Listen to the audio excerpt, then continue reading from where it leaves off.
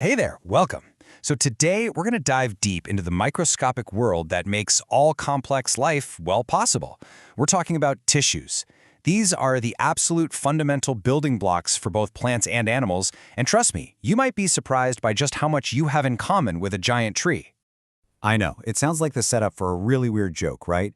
I mean, what could a person who thinks and moves around possibly share with a plant that just stands there? Well, the answer is way more fundamental and honestly, way cooler than you might think. And here it is. The big answer is organization. Both you and that massive redwood are incredible works of biological engineering. See, life is built in layers. It starts with single cells, which then team up to form tissues. Those tissues come together to build organs, and organs work together in complex systems. And tissues? They're that super important middle layer, the essential bridge between a lonely single cell and a complex organ like your heart or a leaf. Okay, so what is a tissue really? Well, think of it like this. They're life's middle management. You've got your individual cells, the employees, right, all coming from the same place. When they band together to do one very specific job, whether that's to be strong, to move water, or to send a signal, that specialized team is what we call a tissue.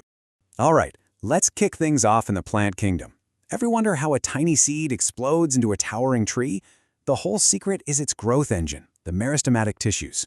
You can basically think of these as the plant's permanent construction crew, made up of cells that are just dividing, constantly building new parts.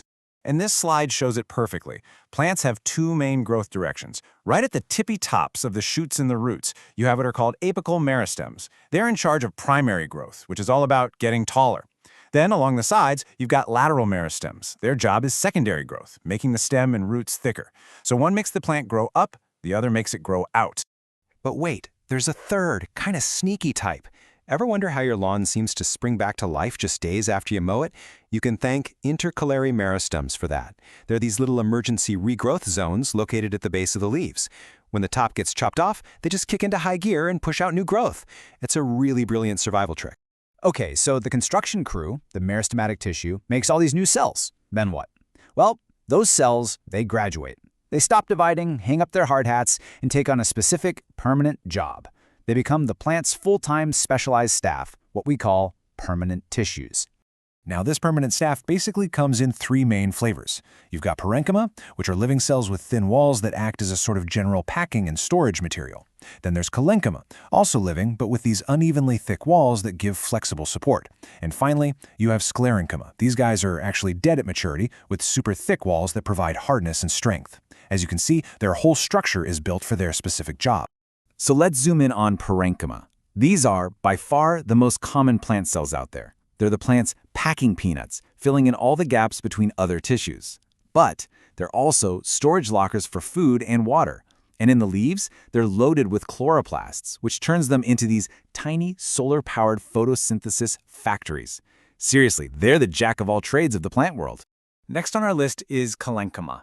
If you've ever watched a young plant stem bend in the wind and not snap, you've seen collenchyma in action. These living cells have unevenly thickened walls, which gives them this amazing superpower. They can provide support, but they're still flexible enough to let the plant grow and bend without breaking. Now, when a plant needs pure, hardcore strength, it turns to sclerenchyma. And what's wild is that these cells are actually dead when they're functional. They have incredibly thick, hard cell walls that are reinforced with a substance called lignin. You know that gritty feeling when you bite into a pear? Yep, that's sclerenchyma.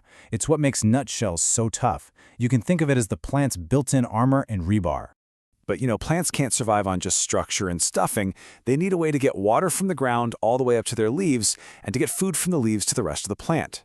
For that, they have an incredibly efficient and complex plumbing system. And this plumbing, which we call the vascular system, has two main pipes, xylem and phloem. They are the veins you see in a leaf, and they snake through the entire plant, forming a massive highway network for all the essentials. Okay, here's the key difference you need to remember. Xylem is a one-way street. It's made of mostly dead cells that form hollow tubes to pull water and minerals up from the roots. That's it, just up. Phloem, on the other hand, is a two-way street. It's made of living cells, and it transports the sugary food made in the leaves to wherever the plant needs it. Could be up to a new leaf or down to the roots for storage.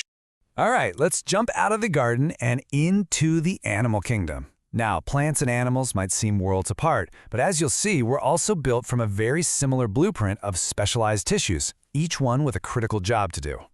And believe it or not, for all the incredible complexity in the animal kingdom, it all boils down to just 4 basic types of tissue.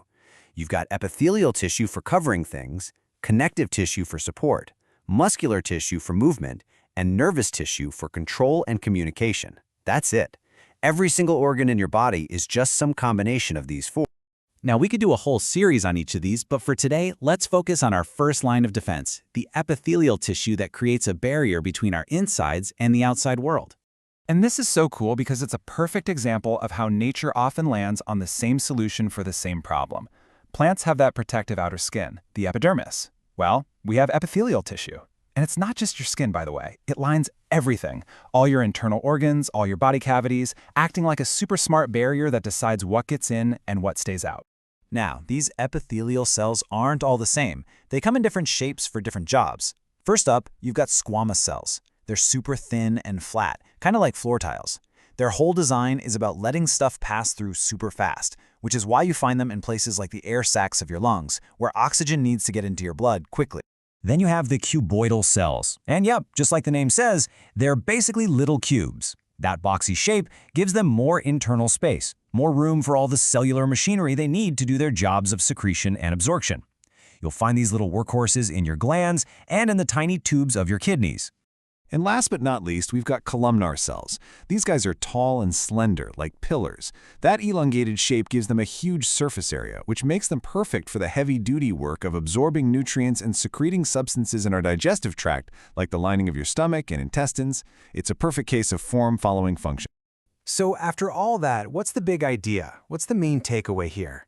It's that all complex life, it doesn't matter if it's a redwood tree or you, is built on this incredible foundation of teamwork between cells. From the rock-hard sclerenchyma in a nutshell to the delicate squamous cells in our lungs, specialization is absolutely the key to building a complex, functioning organism.